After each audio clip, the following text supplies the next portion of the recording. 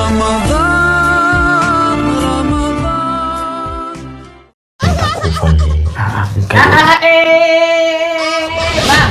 vipi? Kulikoni? Saa 10 hii unataka kufungulia. Tumekukuta kitu gani? Nataka nikanawe uso huko. Muongo. Imekuona kabisa kikombe kinaelekea mdomoni, ukanawe uso wapi? Mbona unashindwa kujishikilia wewe? Una matatizo gani mpaka anataka kunywa maji? Yaani dakika za jioni unataka kufungulia. Kitu gani? Unajua nini mke wangu? Mimi nimegundua mimi siwezi kutoboa kwenye mambo ya kufunga mimi nilikuwa naomba tu mimi nifungulie. Hivyo una akili kweli wewe? Unaomba nini? Fungulie. Una akili kweli wewe? Yaani maji haya ndio kutia wewe nini? Tamaa. Umekaza kuanzia asubuhi mpaka sasa hivi saa 10. Mume wangu.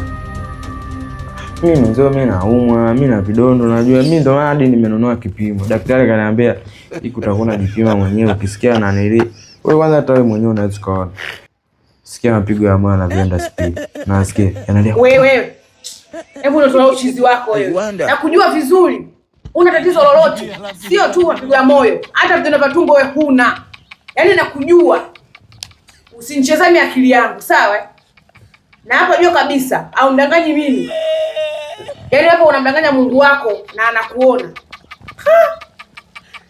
Wewe unajua kunishikilia wewe?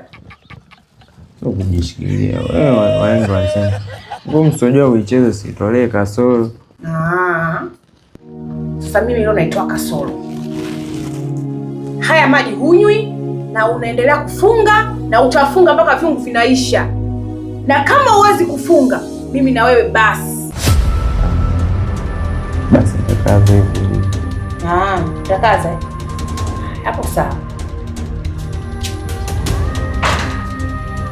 Niko anaweka anajifanya waswali tu na